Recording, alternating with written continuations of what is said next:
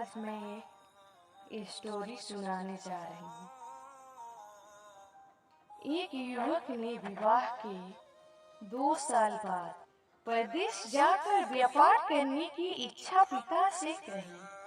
पिता ने स्वीकृति दे दी तो वह अपनी गर्भवती पत्नी को छोड़कर प्रदेश चला गया और फिर परदेश में मेहनत से बहुत धन कमाया और वह धनी बन गया।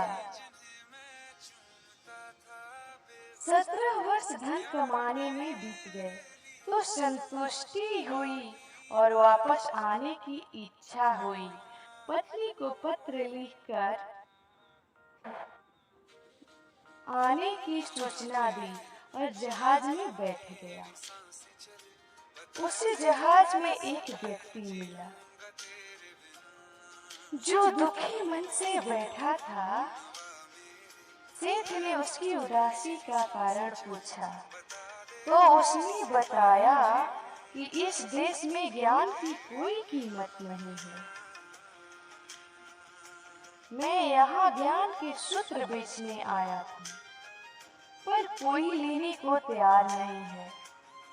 सेठ ने सोचा इस देश में मैंने बहुत धन कमाया है और यह मेरी कर्म भूमि है, इसका मान रखना चाहिए। उसने ज्ञान के सूत्र खरीदने की इच्छा जताई।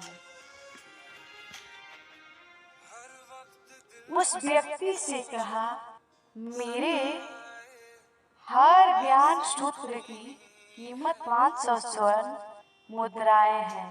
सेठ को सौदा तो बहुत महंगा लग रहा था, लेकिन कर्म भूमि का मान रखने के लिए मुद्राएं दे दी। व्यक्ति ने ज्ञान का पहला सूत्र दिया, कोई भी कार्य करने से पहले 2 मिनट रुककर सोच ले। सेठ ने सूत्र अपनी किताब में लिख लिया। कई दिनों की यात्रा के बाद रात्रि के समय सेठ अपनी नगर को पहुंचा। उसने सोचा इतने साल बाद घर लौटा हूँ तो बिना कहे सरप्राइज देता हूँ।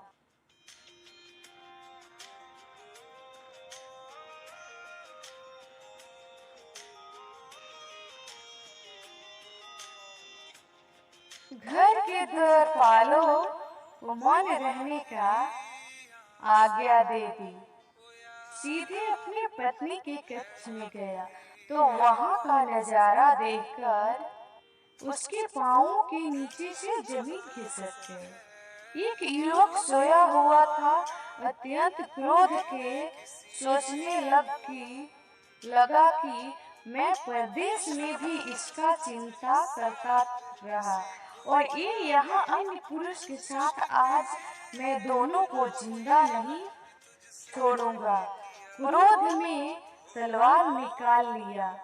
वार करने ही जा रहा था कि इतने में ही उसे 500 स्वर्ण मुद्राओं से प्राप्त ज्ञान सूत्र याद आ गया कि कोई भी कार्य करने से पहले 2 मिनट सोच लेना। सोचने के लिए रोका, तलवार पीछे खींची तो एक बर्तन से टकरा गई। बर्तन गिरा तो पत्नी की नजर अपने पति पर पड़ी। वह खुश हो गई और बोली, आपके बिना जीवन सूना सूना था। इंतजार में इतने वर्ष निकले यह मैं ही जानती हूँ। सेठ तो पलंग पर सोए पुरुष को देखकर गुस्सा था।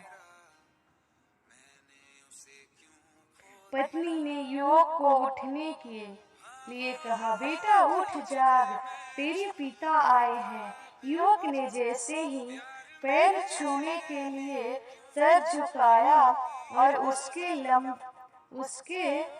सर से पगड़ी गिर गई। उसके लंबे बाल बिखर गए।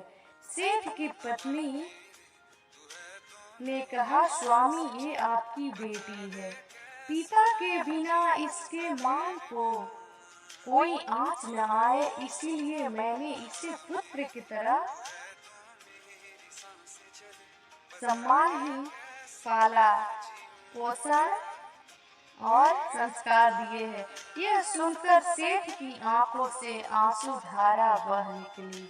पत्नी और बेटी को गले लगाकर सोचने लगा कि यदि आज मैंने उस ज्ञान सूत्र को नहीं अपनाया होता तो जल्दबाजी में कितना अनर्थ हो जाता, मेरे ही हाथों मेरे परिवार खत्म हो जाते। इसलिए गुस्से में कुछ भी और जल्दी में बिना सोचे समझे नहीं करना चाहिए, और बिना कुछ भी सोचे